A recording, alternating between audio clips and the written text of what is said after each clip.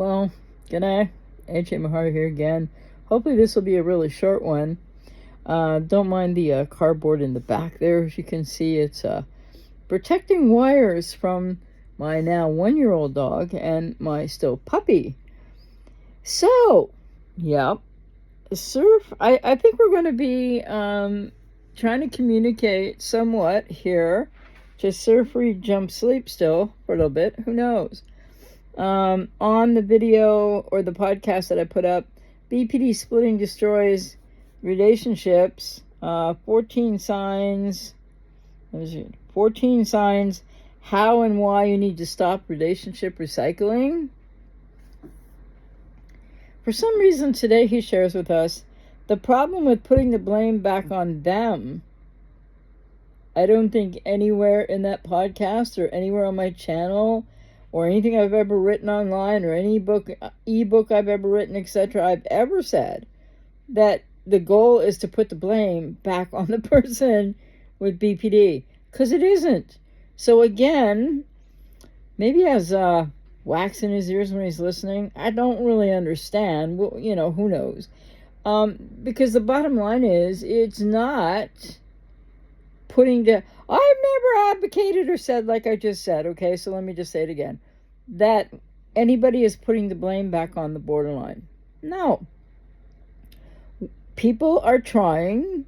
The goal would be, which is often not accomplishable with many with BPD, or NPD for that, not possible with people with NPD, period.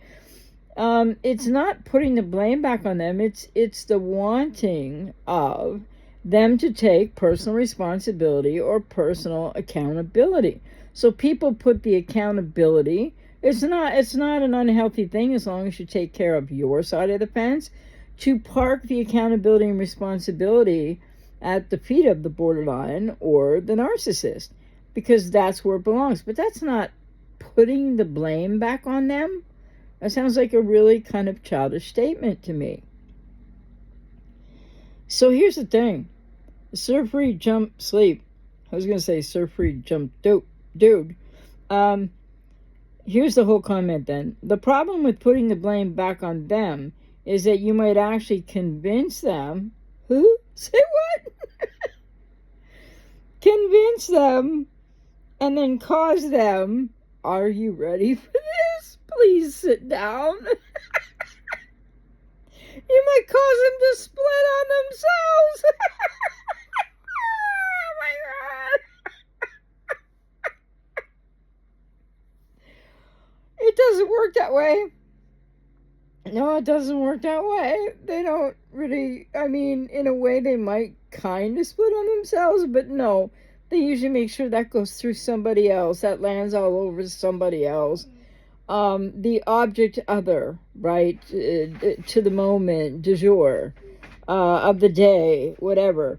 So again, surf, read, jump, sleep.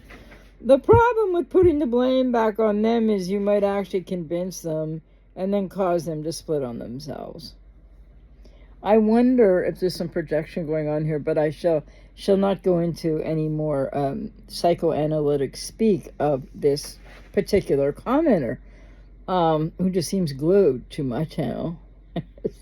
Anyway, that was a good laugh to have, and I hope you can join me in that laugh, because not laughing at him, the commenter, just laughing at this again, very wayward, I think highly projective comment. So I wasn't laughing at the commenter, just at the, like I just said. So the thing is that, firstly, nobody's trying to put the blame back on a cluster B. It's about their responsibility and their accountability, whether they ever get it or not, right? And secondly, nobody convinces people with untreated or not diagnosed or untreated BPD, or people with NPD, nobody convinces them that they're right? Like the person trying to convince them, like yourself, a person with codependency, even me trying to convince this comment. No, I'm not trying to convince this commenter. You know why, right? So anyway, like, if I was trying to convince the commenter, do you think that A, he would believe me, or that B, it would cause him to split on himself? So think about that person or people that you've known in your life with cluster B, whether it's BPD, NPD, that, we could add others, but never mind.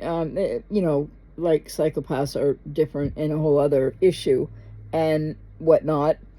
But the bottom line is, nobody really usually ever convinces the borderline or the narcissist that they're actually in the wrong.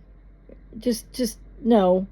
And even if you can get a person with BPD who's maybe, say, a quiet borderline, maybe not so petulant, maybe not the worst with impulsivity or rage, even if you can kind of convince them that maybe there's something there that they've done that is, unhealthy, that they're responsible for, that could be considered abusive or wrong, so to speak, they're not going to actually, like, even if they agreed a bit, they're not going to split on themselves. And then what they will do is evacuate the communication or situation and ghost, because they can't take the accountability or responsibility. So you can't, first of all, like I said, it's not about blame, and I think most people know that.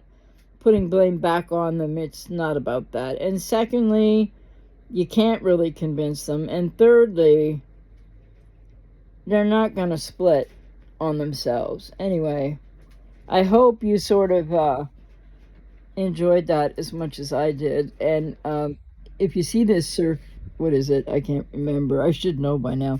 Surf, Read, Jump, Sleep. If you see this is another example at minimum of how you are, I understand, it seems, trying hard to learn.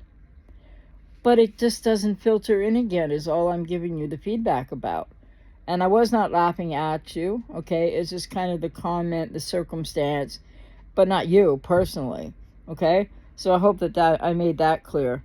Anyway, I think that's all I got to say on this one. And I'm not trying to continue to, or nor did I in the beginning start off with trying to be any kind of rude or mean to this commenter. It's just that it continues to embody an incredible confusion and inability or something, blocked to understanding, because so many of his comments are just, like, this one is so indicative of a lot of his comments that frankly they don't make sense. They don't make common sense. They don't make rational sense. They don't make sense in terms of what the issues that he's trying to talk about. And I know that there's nowhere in that podcast, which might be one of my longer podcasts, which I've had one at 2:05, right? I normally stop around an hour, and I'm going to work on that with podcasts for sure, and it'll be shorter. But the thing is, I have never, I want to reiterate, never said that the problem with putting the blame back. So where does this come from in Surf, Read, Jump, Sleep's mind? That anybody is trying to put the blame back on the borderline. Well, I would suggest to the commenter and to the rest of you who watch this, that it's his projection, because he's been so busy, in a way, trying to put the blame on himself as if he's more important to the borderline than he ever was, and trying to put the blame back on her. It's been kind of like a back and forth with something like that. So there's no technical term to describe this, so I'm trying to describe it the best I can.